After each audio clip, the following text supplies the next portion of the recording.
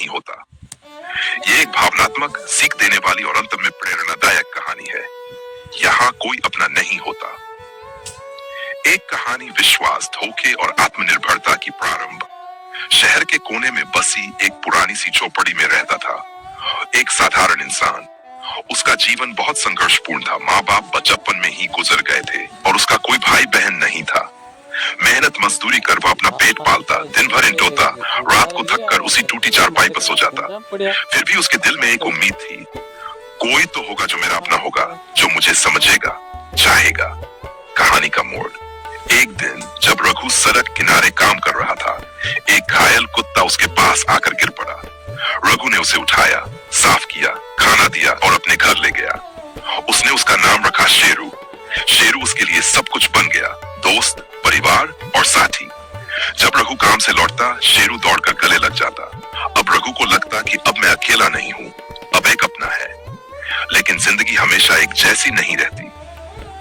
कुछ समय बाद रघु को एक फैक्ट्री में नौकरी मिल गई। थोड़े पैसे जमा होने लगे। उसने सोचा क्यों ना एक छोटा सा पक्का घर बना लिया जाए। उसने अपने मोहल्ले के एक दोस्त सुरेश को जमीन खरीदने के लिए पैसे दिए, क्योंकि वो पढ़ा लिखा था और दस्तावेजों का काम जानता था। सुरेश ने पैसे लिए और फिर गायब हो गया। रघु थाने गया, लोगों से पूछा, लेकिन कोई मदद नहीं मिली। कुछ ने ताना मारा, तू मजदूर ही रहेगा, भरोसा करना सीख तो ले पहले। उसी समय एक रात शेरू भी कहीं चला गया। शायद बीमार था या किसी ने उठा लिया। रघु पूरी तरह टूट गया। अकेलापन फिर से सिर पर आ गया। उसने दीवार की ओर देखकर बस इतना कहा, यहाँ कोई अपना नहीं होता। परिवर्तन। रघु बहुत रोया। फिर एक बुजुर्ग बाबा आए जो पास के मंदिर में रहते थे। उन्होंने कहा, जीवन में सबसे बड़ा धोखा अपनों से ही होता है, लेकिन इसका मतलब ये नहीं कि दुनिया खत्म हो गई। सबसे बड़ा अपना खुद का मन होता है। जब तू खुद को अपनाएगा, तेरा दुख भी तुझसे भाग जाएगा।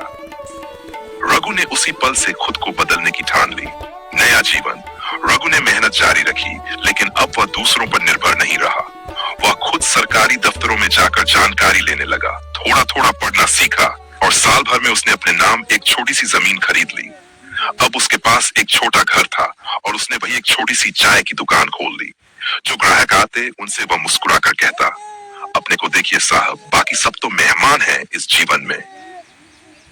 एक दिन वही सुरेश लौटकर उसके पास आया, कमजोर, बीमार और अकेला।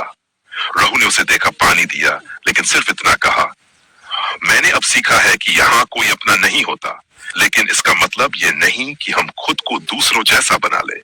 मैं अब अपने आप में ही पूरा हूँ। सुरेश शर्मिंदा होकर चला गया। सीख।